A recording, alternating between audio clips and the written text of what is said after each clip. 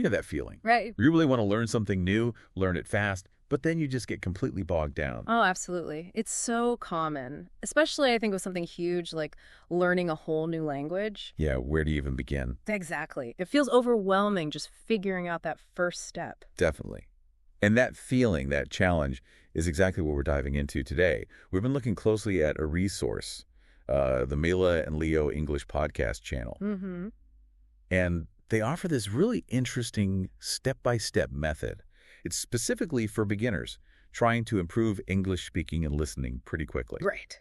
So our mission here is to unpack that, see what makes their approach tick, and pull out the core ideas, the things you can actually use. Maybe not just for English, you know? Yeah, it could apply elsewhere too. So what jumps out straight away about this Mila and Leo method is how it's designed. It's not just like reading a textbook or memorizing lists. No, definitely not passive. Right. It's built to be interactive, multifaceted. Mm-hmm. It seems like they really want to make learning less scary, more engaging. And they make a pretty big promise with that, don't they? Learn vocabulary faster, boost your speaking skills quickly. They do. So how realistic is that? What's the secret sauce there? Well, I think the core of it is this clear 4-part exercise structure they use. It gives learners a real roadmap. Okay, a framework. Exactly, a framework for active engagement. And that's absolutely crucial. We know from learning science that you need that active practice for things to really, truly stick. Makes sense. So active engagement. Mm. How does it start? What's part one? Part one is called English listening practice, and it's basically immediate immersion. Okay, jump it right in. Yep. They drop you into a natural conversation. The example they use features 2 native speakers, Anna and Ben. Ah, right. I remember this one. Anna's trying to decide on a new hobby. That's the one. Guitar or painting. She likes both, Yeah. but she's a little, hesitant about the guitar, a bit scared to start. Relatable. Very. And what's great is Ben's advice. It's simple, encouraging. He says, don't be scared. Just go for it. You'll never know until you try. Nice. Positive reinforcement right away. Exactly. And he finishes with, anytime, Anna, I can't wait to hear your first song. So the goal here, it's not about understanding every single word. Okay, so less pressure. Right. It's about getting the gist, the overall meaning. And you start hearing common phrases like, just go for it, used in a real context. It builds that initial confidence. So that exposure to natural dialogue is key then. It's vital. It's not about grammar rules at this point. It's about following the flow, hearing the rhythm, getting comfortable. So if that's the goal, what kind of conversations work best for this first stage? What should you be listening to? Well, this is where resources like the Mila and Leo channel itself really shine. Okay. Because they provide exactly that kind of content. Beginner-friendly, natural, but crucially manageable conversations. Things you can actually follow. Right. And they have tons of these easy sort of first conversation examples, don't they? They do. Really practical stuff like basic introductions. Yeah, like hi, what's your name?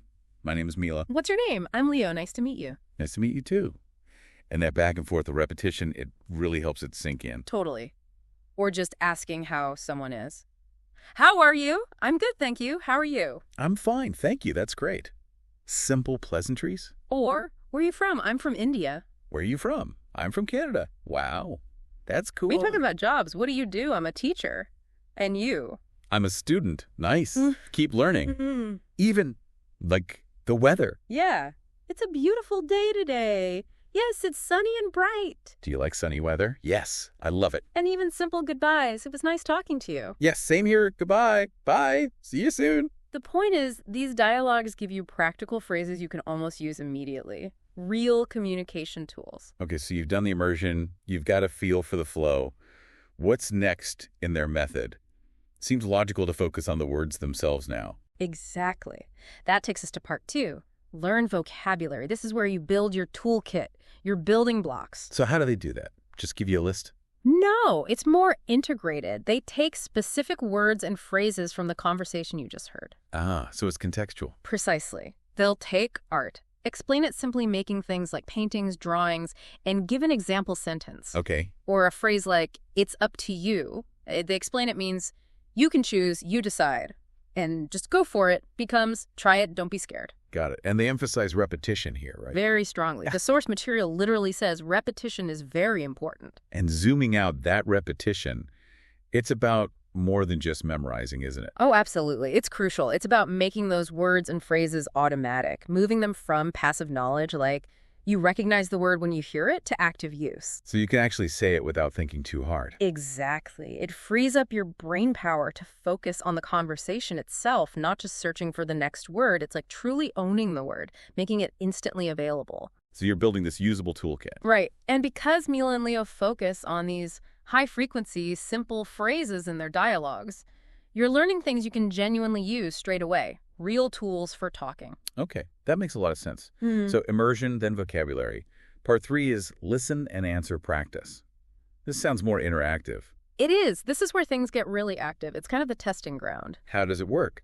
You listen to parts of the original conversation again, but then you have to answer questions about it.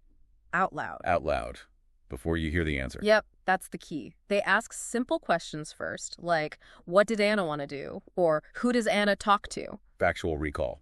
Right. But then maybe slightly trickier ones requiring a bit more thought, like, why can Anna choose? Or does Anna like music more than arts? Okay, so it pushes you to process and produce. Exactly. And the advice is to do this daily. Keep repeating it until you can answer quickly and confidently. And that active effort, trying to answer before you know, that must be important. Hugely important. This really brings in the idea of active recall, or what some call the testing effect. Okay. The effort involved in trying to retrieve the information, even if you struggle, strengthens your memory of it much more than just passively hearing the answer again. I see. So the struggle is actually part of the learning. It really is. Yeah. This step bridges that critical gap between just understanding the language and actually being able to produce it yourself. It's a massive step towards fluency. Wow, okay. That's a powerful step. So what's the final piece? Part 4.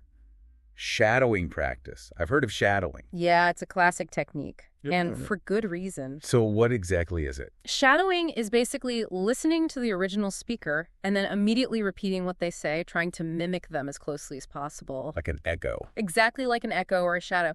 You're copying not just the words, but their pronunciation, the rhythm, the intonation. The music of English, as you called it earlier. Prosody. Precisely. You're focusing on how the language sounds and flows. And the main benefit there is better pronunciation. Better pronunciation, definitely. But maybe even more importantly, it helps you sound much more natural overall when you speak. Less robotic. Exactly. More fluid.